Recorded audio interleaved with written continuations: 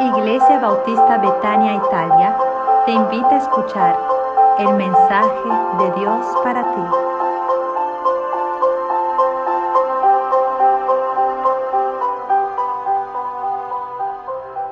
Vas a darte la gloria, el honor, la honra que tú solo te mereces, Padre. Que sea cada vez más tu presencia, tu gracia, tu reino, tu voluntad, Dios, enseñoreándose en cada uno de nosotros, Padre, y que podamos aprender a depender de ti, Señor, en cada aspecto, en cada área de nuestra vida, Dios. En el nombre poderoso de Jesús, tu Hijo amado, te damos gracias. Amén. Mis amados hermanos, hoy vamos a hablar sobre la oración, la importancia que es orar. Amén. Y que muchas veces, ¿a cuánto les ha pasado que cuando empiezan a orar, comienzan rápidamente a expresar su petición, su problema, su necesidad, ¿verdad? Yo creo que a todos nos ha pasado eso, ¿verdad? Y sin darnos cuenta,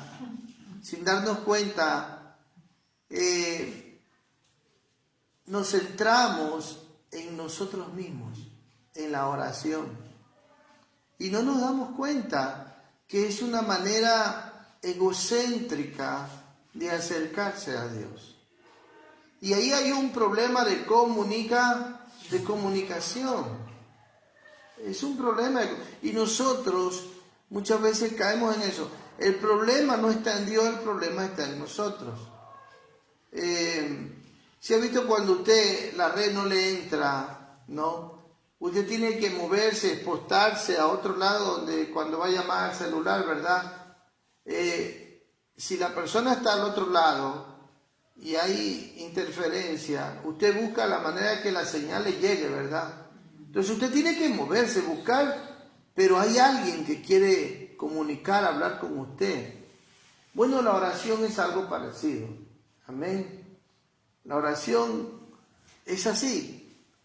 Entonces nosotros vamos a ver en Mateo capítulo 6 cómo el Señor, antes de empezar a enseñarnos sobre la vida de oración, nos va a dar advertencias, dos advertencias. De Mateo capítulo 6, versículo 5 hasta el versículo 15, usted tenga abierta su Biblia ahí, y encontramos que Jesús, antes de empezar a hablar de la oración modelo del Padre Nuestro, donde nos presenta la oración modelo, el Padre Nuestro, no es una oración de repetición. Aparece 2 veces en la Biblia, en Mateo 6 y en Lucas capítulo 11. Y no por esto quiere decir que sea una oración de repetición, sino una oración de guía, de dirección, donde vamos a encontrar revelaciones en el Padre Nuestro. Pero es importante que antes del Padre Nuestro, ¿no?, veamos las dos advertencias en el versículo 5, 6 y 7, donde el Señor nos va a decir que no caigamos en esos errores. Amén. Que tengamos cuidado cómo orar. Y después el Padre Nuestro nos trae 7 revelaciones. La primera habla con la relación. Después la segunda habla sobre lo que tiene que ver con Dios. Cuando dice, santificado sea tu nombre, venga tu reino y hágase tu voluntad. 3 cosas. Habla de que se relacionan con Dios. De su gloria, ¿de qué más? De su reino y de su voluntad. Y después habla sobre las necesidades del hombre, sobre la dependencia de Él, el pan nuestro de cada día, de perdonarnos y de la protección, de no dejarnos caer en tentación. Y vamos a ver cada una de ellas, amén, poco a poco. Pero más que todo esto, me detengo a pensar y vamos a hacer un poco de historia sobre en esos tiempos cuando Jesús empezó a enseñar, porque aquí estamos hablando que Él se encuentra a la mitad del mensaje sobre el monte de los olivos, donde Él estaba enseñando, interpretando la ley, amén, y estaba trayendo la verdadera enseñanza que los judíos no habían sabido transmitir. Cuando llega a tocar el punto de la oración, toma como ejemplo a los religiosos de aquel entonces. En aquel entonces, hermano, hablar de la oración con Dios, bueno, en ese tiempo había una filosofía, ¿no?, del mundo pagano, precristiano, que creían que Dios, la visión que tenían de Dios, era una visión como que Dios no se interesa, ni le importa, ni se involucra en lo que sucede en el mundo. ¿Ya? Esa era una filosofía que existía. Pero había otra filosofía que era la filosofía de que Dios nada tiene que ver con las emociones y los sentimientos del hombre. Por lo tanto, en esa filosofía, Dios no se interesa de lo que tú estés sintiendo, pasando o viviendo, ¿verdad? Dios nada tiene que ver con eso. Entonces, en ese mundo filosófico, tenían una visión equivocada de Dios. Amén. Los judíos, en cambio, ¿cuál era la visión que ellos tenían de Dios con respecto a la oración? Y que no era equivocada. Porque si nosotros vemos en el Antiguo Testamento, los judíos habían perdido aún de pronunciar el nombre de Dios, porque para ellos pronunciar el nombre de Dios era tan santo, ¿no?, que mejor no pronunciarlo. Porque, por ejemplo, si leemos en el Antiguo Testamento, si se acercaban al monte, no se acerquen porque mueren, porque Dios es santo, y fulmina a los pecadores, ¿no? Ellos tenían en la mente esto. ¿Se acuerdan cuando estaban llevando el arca del pacto y por ahí uno que no pertenecía metió la mano y ¡pum!, cayó fulmigado? Entonces ellos, la visión que tenían de Dios es que Dios es tan santo que hasta perdieron de pronunciar el nombre de Dios. ¿Me explico, hermano? Entonces, cuando Jesús en aquel tiempo se encontró con un mundo filosófico y un mundo religioso que tenía una visión equivocada de Dios, ¿no?, con respecto a cómo orar. Y si usted va a la historia, por ejemplo, los musulmanes no llaman a Dios Padre. Los musulmanes, para relacionarse según ellos con Dios, usan 99 nombres. Entonces sus oraciones jamás nombran a Dios dándole el título de Padre, sino que lo llaman, bueno, el que suple, el que protege, el que cuida. Bueno, son 99 nombres, pero que ninguno aparece dándole el título a Dios de lo que Él es. Porque no lo ven porque para ellos Dios no tiene hijos, no se lo puede llamar Padre. Amén. Entonces Jesús se encuentra dentro de un mundo que tiene una visión equivocada de Dios. Y Él vino para revelarnos a Dios. Amén. Entonces, cuando, por ejemplo, en Lucas 11, después que lo vieron a Jesús orar, y mire, este es un principio maravilloso para aprender a orar. A orar se aprende orando. Amén. Y los discípulos en Lucas 11:1 vieron a Jesús orar, y después que Jesús dejó de orar, y siempre lo veían, que Él se apartaba, ¿verdad? Oraba. Jesús enséñanos a orar. Ese es el principio de la observación. Vean, hay que saber, ellos algo que les impactó, algo que los motivó a hacer esa pregunta que les enseña a orar, fue que vieron en él que tenía esa comunión rica de oración con Dios. Amén. Y Jesús no se tarda en enseñarle. Entonces, teniendo esta visión en mente de que en cuál mundo Jesús se encontraba cuando iba a enseñar, él iba a comenzar, lo primero es a que no caigamos en el error que en aquel entonces estaban cayendo, y que creo que no solo en aquel entonces, sino que hasta el día de hoy muchos no saben cómo orar, o se acercan con una motivación equivocada a orar. Amén. Como cuando le decía al inicio, sin darnos cuenta nos centramos en nosotros mismos. Entonces vamos a ver un ejemplo, el versículo 5, y dice la Biblia así: cuando ores, no seas como los hipócritas. Este era un mensaje tan claro, hermano, para ellos. Y está usando la hipocresía, ¿no? ¿Qué es la hipocresía?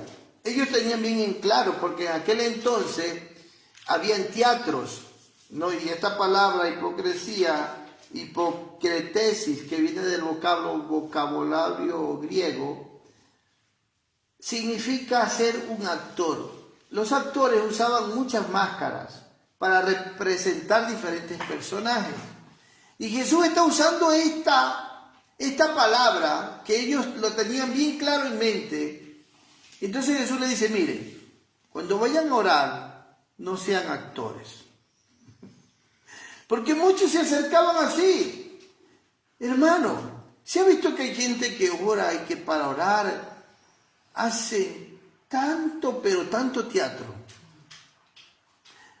Gritan, como que se quejan, como que lloran cuando no están llorando, se lamentan cuando no sienten nada por dentro. O sea, porque la hipocresía tiene que ver con un fingimiento. Amén. Con algo que el hipócrita finge ser lo que no es. No siente lo que no siente. Claro, lo que no siente adentro. Amén. Entonces Jesús dijo, este error, esta advertencia que les estoy diciendo, no, por favor, no lo hagan. Amén. No se acerquen a Dios con una actitud así. No sean hipócritas. Dice, porque ellos aman el orar en pie, en las sinagogas, en las esquinas de las calles. Y ahí dice la motivación. ¿Por qué oraban de esa manera? Para ser vistos los hombres. O sea, el centro de la oración, ¿quién era? Ellos mismos. ¿Estaban orando con Dios o con ellos mismos? Con ellos mismos. Y ahí es triste, pero hay muchos que caen en ese error.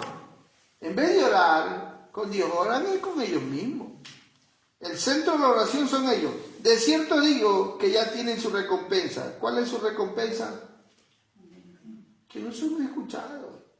Que en verdad, ahora sigue diciendo, mas tú, cuando ores, entra en tu aposento y cerrada la puerta, ora a tu Padre que está en secreto, y tu Padre que ve en lo secreto te recompensará en público.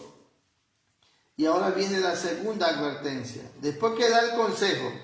Mire, primero señala un problema. Después da el consejo cómo hacerlo. Y después va a dar la segunda advertencia. Dice, y orando no uséis vanas repeticiones como los gentiles que piensan que por su palabrería serán oídos. La segunda advertencia, hermano. ¿Acaso Dios no conoce nuestro corazón? ¿No conoce lo que le vamos a decir, lo que necesitamos? ¡Claro! Ahora, cuando aquí usa la palabra vanas, quiere decir huecas, sin fundamento, sin propósito. O sea, el que usted repita una y otra vez, porque en Lucas 18 nos presenta el ejemplo de la viuda, que iba al juez y le decía, hazme justicia, de día, de tarde, de noche, hasta que lo hostigó. Y el juez dijo, yo no temo a Dios, no temía a nadie, pero para que esta mujer no me saque de casilla, no me hostigue más la vida, le voy a hacer justicia. Y dijo el Señor, hagan así ustedes, sean insistentes en orar. Amén. Habla de una perseverancia en la oración, pero tiene que ser una oración consistente, con propósito, con fundamento. Amén. No vanas, no huecas. ¿Me estoy explicando? Este es el error aquí, que muchos, por ejemplo, hay muchos que repiten el Padre Nuestro y creen que el Padre Nuestro es una oración que Jesús dejó para repetirla, cayendo en el error de la advertencia que él está diciendo en el contexto. Porque dice el Padre Nuestro, en otras palabras, no se los dejo para que ustedes lo estén repitiendo, sino porque ahí está la guía, el modelo, la dirección, cómo tienen que acercarse a Dios. Amén. Por lo tanto, dice, no uséis vanas repeticiones como los gentiles que piensan que por su palabrería serán oídos. Ahora dice, no os hagáis pues semejantes a ellos, porque vuestro Padre sabe, subraya ahí la palabra sabe, de qué cosas tenéis necesidad, subraya la palabra necesidad, antes que vosotros le pidáis. Aleluya. Una cosa que nosotros tenemos que ser conscientes es que con Dios no podemos andar con rodeos, porque Dios lo sabe todo antes que le pidamos. Entonces por eso le dije, subraya la palabra sabe. ¿Por qué? Porque usted tiene que ser directo con Dios. Amén. Dios conoce su necesidad, claro, antes que se la pida. Pero está dando dos advertencias, que no caigamos en este error. O sea, en otra palabra, que así no empecemos la oración. Y que muchas veces caemos en ese error. Porque apenas nos arrodillamos, apenas comenzamos a orar, lo primero que presentamos es nuestras necesidades. Lo primero que hacemos, ¿acaso así se empieza a orar? Así no. Por eso el Señor está dando estas dos advertencias. No cometan esos errores, por favor.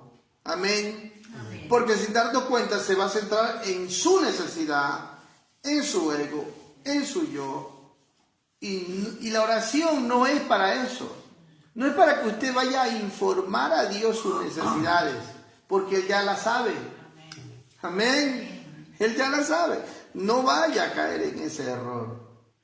Entonces, hasta ahora está claro. ¿Quién tiene alguna pregunta? ¿Está todo claro? Amén. Hable ahora o calle para siempre. Duro habla Pablo porque está la registración. O venga acá. A ver, diga. Es que quería saber por qué las vanas repeticiones pueden ser tomadas como el rezar, o el rezar, porque yo siempre he escuchado que una cosa es el rezar y otra cosa es orar. Amén. Bueno, es que son cosas diferentes. El rezo es un credo de la Iglesia Católica. Rezar significa repetir. Quiere decir que lo hacen continuamente. Y entonces nada tiene que ver con lo que el Señor está enseñando aquí. Es un dogma humano, mas no es una enseñanza bíblica el rezo. La oración es hablar con Dios, es acercarse a Dios. Ahora, ¿cómo tenemos que hacerlo? Es donde va a empezar el versículo 9. Amén. Porque nadie puede acercarse a Dios si primero no tiene la primera revelación del Padre Nuestro. ¿Qué es esta? Vosotros pues oraréis así. Y esto el Señor iba a empezar a enseñar cómo se empezaba una oración, dirigiéndose a Dios con un título, llamándolo Padre. Esto era algo nuevo. Era algo nuevo en la mente de los judíos. Mire, en la Biblia aparece 14 veces en el Antiguo Testamento que Dios pidió que lo llamaran Padre a los judíos, pero hablando nacionalmente, como nación. Pero individualmente, personalmente, los judíos jamás se hubiesen atrevido a llamarlo a Dios dándole el título de Padre. Y Jesús está usando aquí la palabra aramea que significa Abba Padre, que es un vocablo familiar, tierno, íntimo, dulce. En otra palabra le está diciendo papito. Entonces en la mente de los judíos era una enseñanza que iba a conmover su corazón. Era una enseñanza que para ellos era algo nuevo. Amén. Entonces le dice, Padre nuestro, pero hermano, dando a entender, hermano, el carácter personal que tiene la oración. Como cuando le di el ejemplo al inicio, que usted coge el celular, ¿verdad que está otra persona detrás del celular? ¿Sí o no? Bueno, la oración es un ejercicio de fe. Pero ese ejercicio de fe se lo puede ejercitar cuando usted de verdad ha experimentado el nuevo nacimiento del Espíritu de Dios, por el cual usted puede llamar a Dios Abba Padre. O sea, en otras palabras, usted es consciente, amén, que la oración tiene un carácter personal, porque la oración se fundamenta. ¿En qué se fundamenta la oración? A ver, respóndanme ustedes. ¿En qué se fundamenta la oración? Se fundamenta en una relación íntima y personal. Por eso es que la revelación que está trayendo Jesús es importante de entenderla. O sea, cuando yo voy a empezar a orar, yo tengo que ser consciente que voy a hablar con el Creador del cielo, de la tierra, el que me formó desde el vientre de mi madre, que escribió los días de mi vida antes de que yo los empiece a vivir en este mundo, y que no solo es mi hacedor, sino que ahora es mi Padre. Amén. Entonces me acerco con esa mentalidad. Amén. No es que me acerco y digo, ay Señor, mira, tengo este problema, esta necesidad, ¿y qué hago? No, ya empezó mal usted la oración. Amén. Se está centrando en usted. No, usted concéntrese en Dios. Usted va a tener una conversación con su Padre. Por eso la Biblia dice en Hebreos 11:6 que sin fe es imposible agradar a Dios, porque el que se acerca a Dios, ¿qué debe creer? Que Él es. Que Él existe. Que Él está ahí presente. Que Él está ahí para escucharlo, para atenderlo. Amén. Y que lo primero que usted tiene que tener en el corazón es esa relación personal, íntima, profunda con Dios. ¿Cómo? Padre. Usted se imagina que la hija de Paul en una necesidad vaya corriendo a buscar al vecino o al padre. ¿A quién busca a un hijo cuando tiene una necesidad? O cuando se cae o se golpea. ¿A quién usted busca? ¿A su vecino? ¿A su amigo? ¿Verdad que si su niño se cae, ¿a quién dice? Papá o mamá, ¿verdad? Siempre a los padres. Cuando usted es un hijo de Dios, usted se acerca con esa mentalidad. El problema es que muchas veces no tenemos esa relación, no tenemos esa intimidad, esa comunión. ¿Y qué nos pasa? Que nos centramos en nuestros problemas, necesidades, y sin tener esa comunión y esa intimidad, queremos exigir. Y está mal. Por lo tanto, es importante que entendamos que hay un reconocimiento. Hay un reconocimiento de que quién es Dios para usted. Ahora, si usted no ha nacido de nuevo, usted no puede llamarle a Dios Abba Padre. Porque miren lo que dice Romanos capítulo 8. Amén. Por eso es que vino Cristo al mundo, para revelarnos a Dios y reconciliarnos con Dios. Amén. Y adoptarnos como hijos de Dios. Mire, Romanos 8, versículo 15, 16.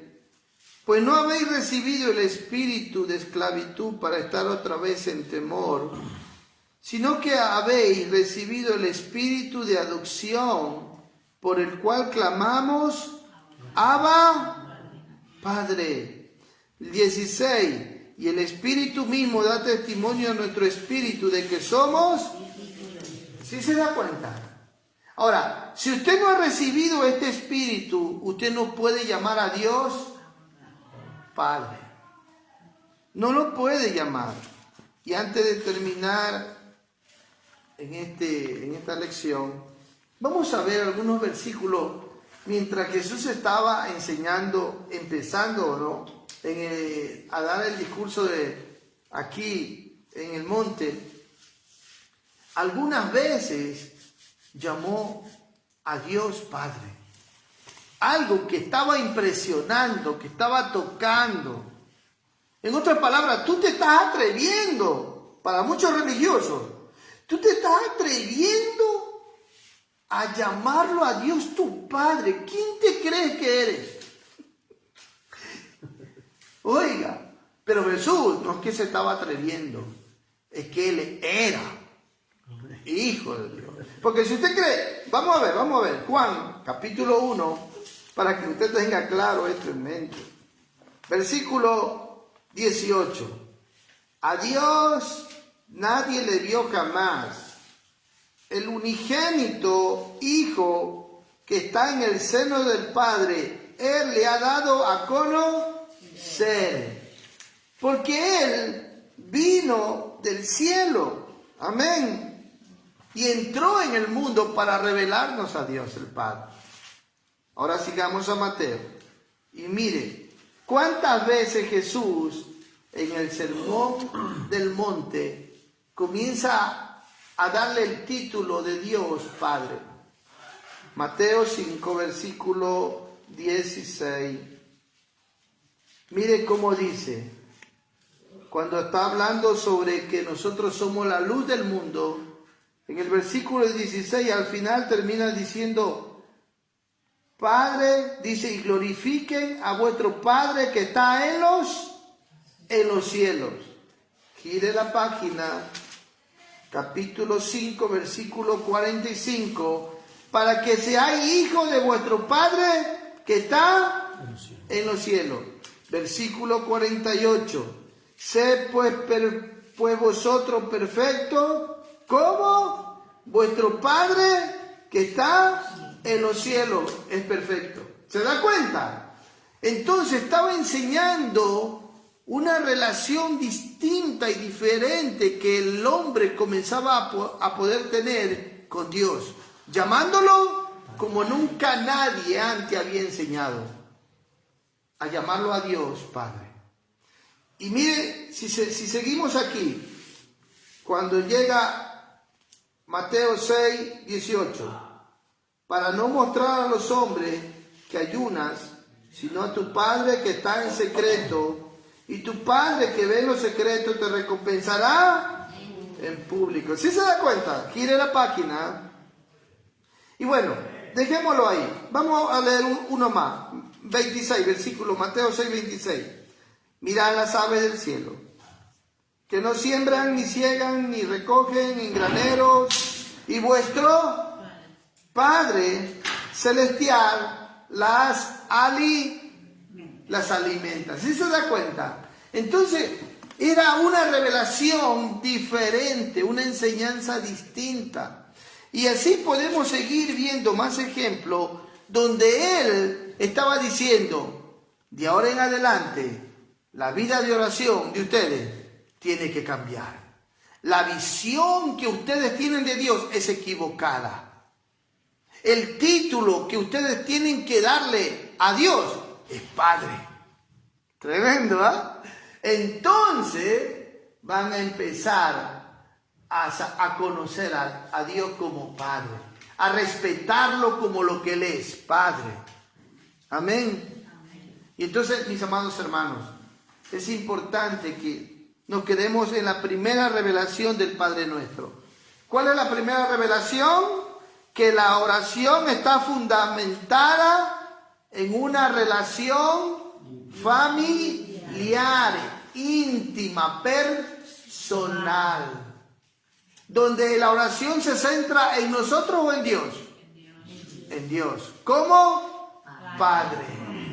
Amén. Y mire, creo que el Padre Nuestro no solamente es una lección de oración modelo, donde nos presenta dirección, guía, sino que en realidad nos está enseñando un estilo de vida, de total dependencia de Dios como Padre.